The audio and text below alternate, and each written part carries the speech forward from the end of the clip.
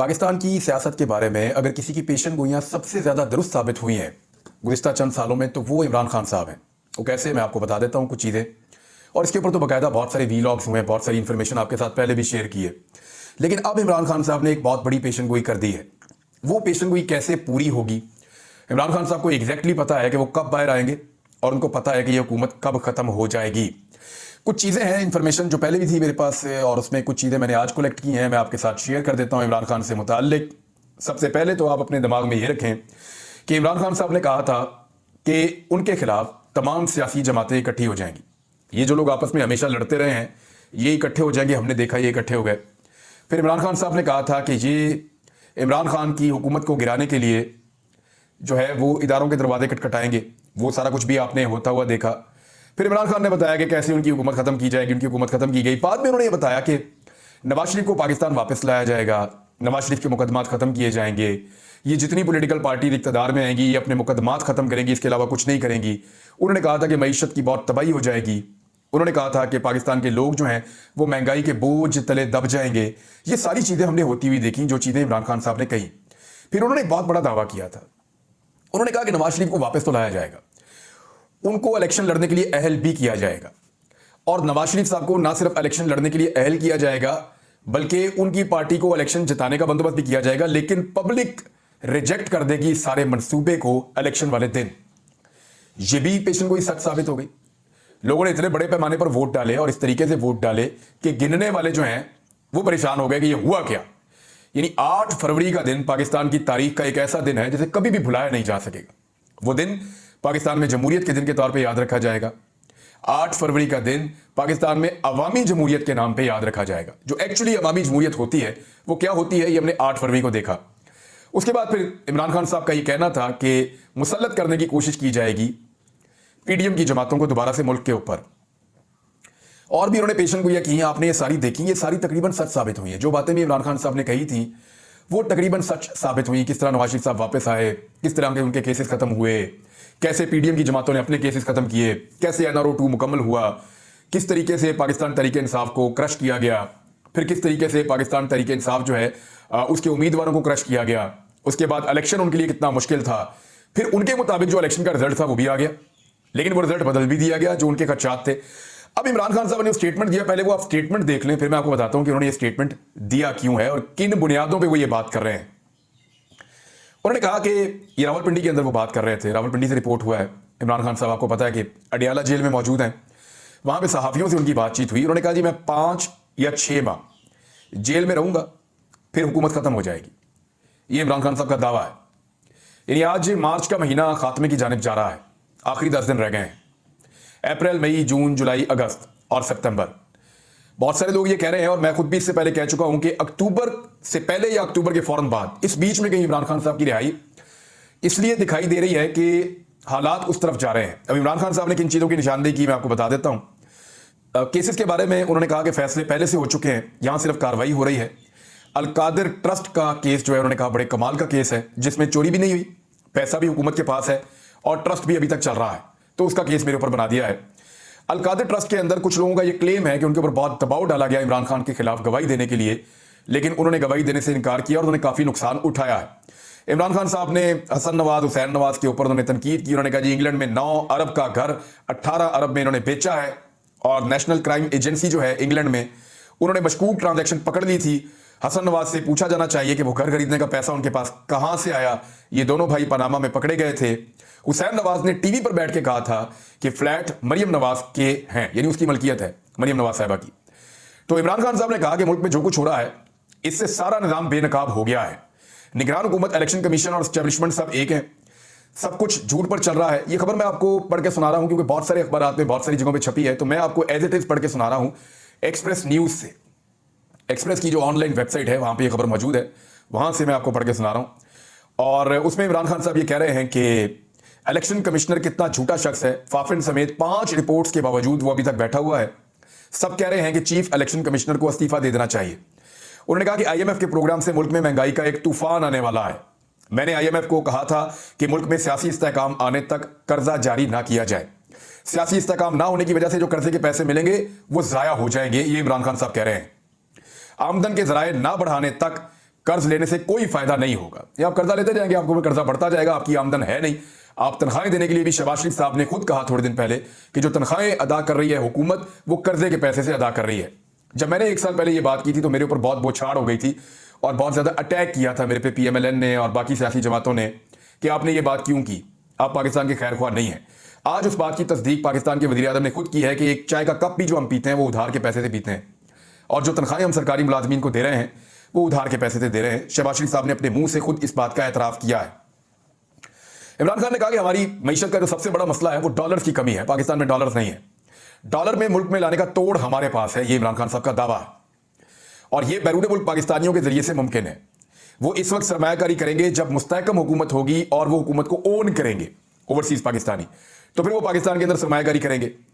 फिर इमरान खान साहब ने यह कहा कि मौजूदा सूरत हाल से हमें सिर्फ बैरून मुल्क मुकीम पाकिस्तानी निकाल सकते हैं।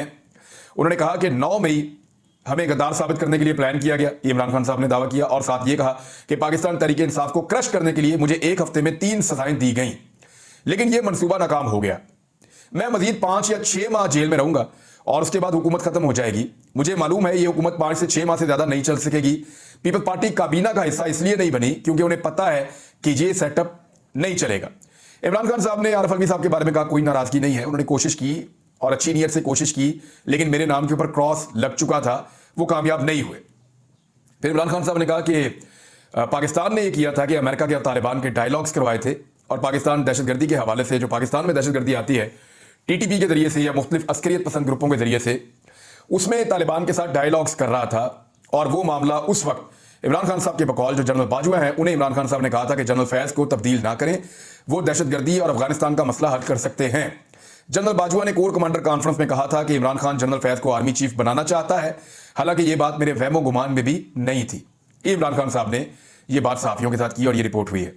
उन्होंने कहा कि जिस जनरल ने अफगानिस्तान में अमेरिका के डायलॉग करवाए, इसी को शरीफों के कहने पर हटा दिया गया, और इसका नुकसान यह है कि ईरान और अफगानिस्तान के साथ खराब ताल्लुकात खारजा पॉलिसी की नाकामी है। ये इमरान खान साहब ने इन चीज़ों को जोड़ के सहाफ़ियों के सामने एक सिचुएशन रखी है कि अगर पाकिस्तान कंटिन्यू करता तो शायद सिचुएशन मुख्तलिफ होती है। इमरान खान साहब ने दावा किया।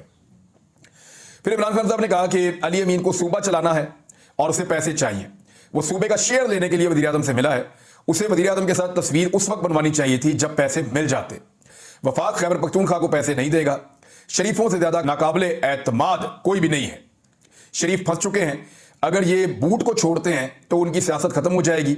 इंतजार कर रहा हूं कि नवाज शरीफ कब लंदन भागेगा। वैसे खबरें आ रही हैं मुख्तलिफ ज़राए से कि नवाज शरीफ साहब जो हैं वो अब पाकिस्तान छोड़कर चले जाएंगे। इमरान खान साहब ने कहा कि जनरल सरफराज की शहादत पर मुझे बहुत दुख हुआ था और इस शहादत से फौज को नाकाबिले तलाफी नुकसान पहुंचा था। फिर उन्होंने कहा कि सोशल मीडिया एक समंदर है, हमारे किसी भी अकाउंट से फौज के शोहदा के खिलाफ कोई ट्वीट नहीं की गई। हमारे और फौज के दरमियान इख्तलाफात पैदा करने की कोशिश हो रही है। जिसने CCTV फुटेज चुराई वही सोशल मीडिया के अकाउंट्स के पीछे है, ये इमरान खान साहब का कहना है। और उसके बाद इमरान खान साहब ने बहुत सारी चीज़ें जो हैं वो मजीद भी बताई। लेकिन अब आ जाए इस तरफ कि इमरान खान साहब को क्यों लगता है कि 5-6 माह बाद वो जेल से बाहर आएंगे और ये हुकूमत खत्म हो जाएगी। ये चीज़ें मैं आपके सामने अभी रख देता हूँ। लेकिन एक खबर और है, और ये बड़ी खबर है। ये भी इमरान खान साहब का एक मुतालबा है और एक बड़ा मुतालबा है जो इमरान खान साहब ने किया है। उन्होंने कहा कि सुप्रीम कोर्ट इंतखाबी धांधली की तहकीकात करे और फैसले तक वफाक और पंजाब की हुकूमतें मुअत्तल कर दी जाएं। ये इमरान खान साहब ने दरख्वास्त की है। इमरान खान ने सुप्रीम कोर्ट से इंतखाबी धांधली की तहकीकात के लिए गैर मुतासिब जजों पर मुश्तमिल अदालती कमीशन बनाने और तहकीकात की तकमील तक वफाकी और पंजाब हुकूमत को मुअत्तल करने की दरख्वास्त की है। अच्छा, ये एक बड़ा मुतालबा है इमरान खान साहब का, और बाकायदा दरख्वास्त रिपोर्ट हुई है कि इमरान खान साहब ने दरख्वास्त की है कि सुप्रीम कोर्ट ऑफ पाकिस्तान जो है वो ऐसे जजेस को जिनकी शोहरत बिल्कुल गैर मुतनाज़ है उनको मौका दें कि वो एक जुडिशल कमीशन उन पर तश्कील दिया जाए और धांधली की तहकीकात की जाएँ। और जब तक धांधली की तहकीकात नहीं हो जाती तब तक, क्योंकि पंजाब में और वफाक में इमरान खान साहब को सबसे बड़ा एतराज़ है, तो इसकी हुकूमतें जो हैं वो मुअत्तल कर दी जाएँ और इंतखाबात का मुकम्मल ऑडिट किया जाए। देखिए, ये जब भी होगा तो आपको पता है, सबको पता चल गया है, सारी दुनिया जानती है, पूरी दुनिया ने रिपोर्ट किया है, पाकिस्तान में, पाकिस्तान के बाहर, हर तरफ आलमी मीडिया ने, आलमी इदारों ने रिपोर्ट किया है, जो मुबस्सरीन हैं उन्होंने रिपोर्ट किया है कि इलेक्शन के जो नताइज हैं वो इलेक्शन के मुताबिक नहीं है। फॉर्म 45 कुछ और है, फॉर्म 47 कुछ और है। तो ऐसी सूरत हाल के अंदर जब भी कभी तहकीकात होंगी, गैर जानिबदार और शफाफ ऑडिट होगा, तो ये हुकूमत घर चली जाएगी। शहबाज शरीफ साहब के पास पंजाब में 50 के करीब ऐसी सीटें हैं जिन पे उनका हक नहीं है। मरीम नवाज के पास 100 के करीब ऐसी सीटें हैं जिस पे उनका हक नहीं है। ये तो सिर्फ पंजाब की कहानी है, बाकी जगहों पे अलहदा सूरत हाल है। तो वफाक और पंजाब में इमरान खान साहब ने यह दावा किया, वो ये क्यों कह रहे हैं, जरा ये चीज़ें आपके सामने मैं रख देता हूँ। नंबर एक वजह जो इमरान खान साहब के सामने है वो है मीशत।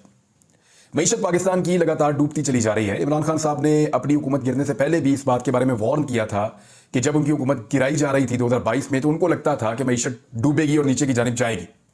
फिर हमने देखा जो कुछ डॉलर के साथ हुआ, हमने देखा जो कुछ पेट्रोल के साथ हुआ, हमने देखा जो कुछ बिजली और गैस के साथ हुआ, हमने देखा पाकिस्तान के अंदर मीशत किस तरह नीचे गई, सारे के सारे आदाद शुमार नीचे चले गए। आपकी एक्सपोर्ट्स कहाँ पहुँच गई, आपकी इम्पोर्ट्स के साथ क्या हाल हुआ, आपके जो ज़र मुबादला के ज़खायर हैं उनके साथ क्या हुआ।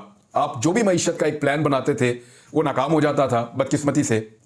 तो लगातार पाकिस्तान को 2 साल तक मार पड़ी। अब इमरान खान साहब को यह लगता है कि वही हुकूमत क्योंकि दोबारा बनाई गई है, अवाम का एतमाद भी नहीं है, तो ये मीशत नहीं चलेगी।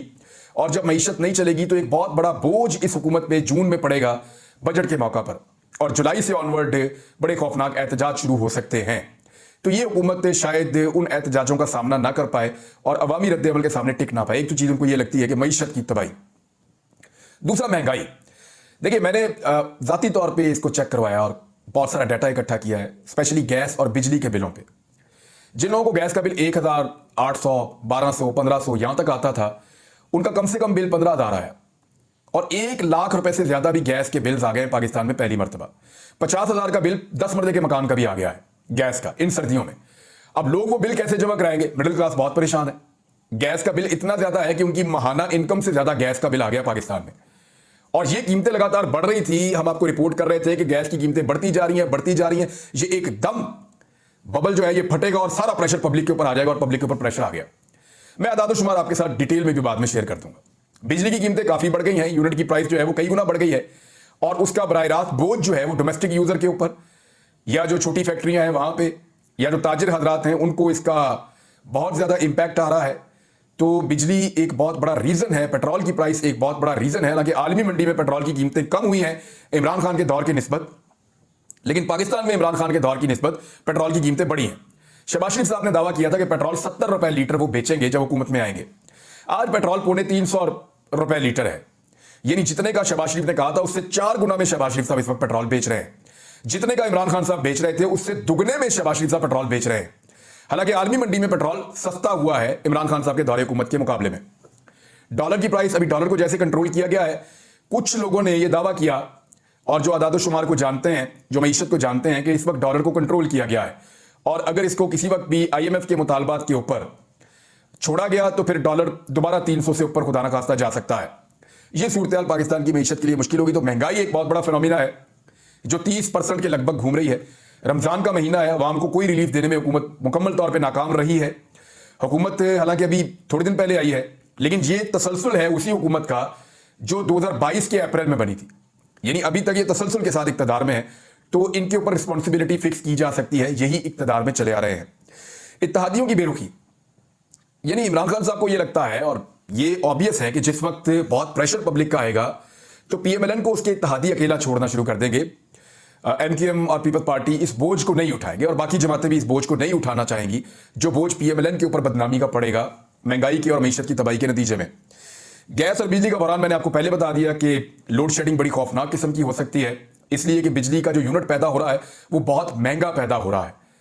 जो मनसूबे पाकिस्तान ने IPPs के लगाए हैं वहाँ पे कैपेसिटी पेमेंट्स भी करनी पड़ती हैं, और वो हमारा जो सर्कुलर डेथ है, या जिसको आप कहते हैं गर्दिशी कर्जा, वो इतना ज़्यादा बढ़ गया है कि अब पाकिस्तान अफोर्ड नहीं कर सकता इतनी महंगी बिजली। अगर बनाएंगे तो लोग उसको खरीदेंगे कैसे? ये एक बहरान आपके दरवाजे पर खड़ा है। अवामी एतमाद का फुकदान है, क्योंकि हुकूमत जो बनी है पाकिस्तान के किसी भी शहर, किसी भी कस्बे, किसी भी गाँव, कहीं भी आप चले जाएँ तो लोग बहुत क्लियरली आपको बताएंगे कि हुकूमत जो है वो उनके वोटों के साथ नहीं बनी। लोगों को लगता है कि ये हुकूमत ज़्यादती करके बनी है, उनके वोटों का इसमें अमल दखल नहीं है। तो जो अवाम का एतमाद हुकूमत के साथ नहीं है, ये चीज़ भी लोगों को हुकूमत से मुतनफ़र करेगी और हुकूमत के लिए मुश्किलात पैदा करेगी। इमरान खान साहब की रिहाई, देखिए इसकी कुछ वजूहात हैं। एक, जब ये हुकूमत कमज़ोर होगी और जैसे जैसे ये हुकूमत अवाम में मज़ीद गैर मकबूल होगी, अब इससे ज़्यादा क्या गैर मकबूल होगी कि वो वोट ही नहीं ले पाए, लेकिन इससे भी ज़्यादा जब बुरे हालात आएंगे तो जो इस हुकूमत को सपोर्ट देने वाले एलिमेंट्स हैं वो पीछे हट जाएंगे और उनको हटना पड़ जाएगा। उस वक्त इमरान खान साहब की रिहाई के इम्कानात बढ़ जाएंगे, क्योंकि इमरान खान साहब की जो गिरफ्तारी है वो लॉयर्स के मुताबिक वो सिर्फ मैनेज की गई है, और इमरान खान साहब ने अपने मुंह से इसी इंटरव्यू के अंदर कहा कि मुझे जिस तरह गिरफ्तार किया गया है, ये फिक्स्ड मैच वो इसको कहते हैं बार बार, तो इमरान खान साहब को लगता है कि वो बाहर आ जाएंगे जिस वक्त भी हुकूमत के पीछे से सपोर्ट निकलेगी। आलमी दबाव जो है वो भी बढ़ता चला जाएगा हुकूमत के ऊपर।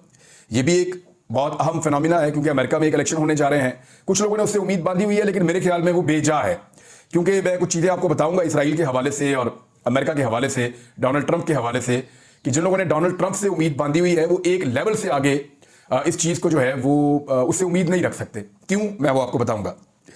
अदालती फैसलों के नतीजे में कुछ सीटें भी चेंज हो सकती हैं, यानी जो मखसूस नशिस्तें मिली हैं पाकिस्तान तहरीक इंसाफ की बाकी जमातों को, वो वापस हो सकती हैं, उससे एक डैमेज हो सकता है। उसके अलावा जो अदालती फैसले हैं उनके नतीजे में तहरीक इंसाफ को कुछ सीटें वापस मिल सकती हैं। और जो आज इमरान खान साहब ने एक बड़ा मुतालबा किया है, अगर ये जुडिशल कमीशन बन जाता है तो सिचुएशन अगले 6 महीने में बिल्कुल मुख्तलिफ होगी।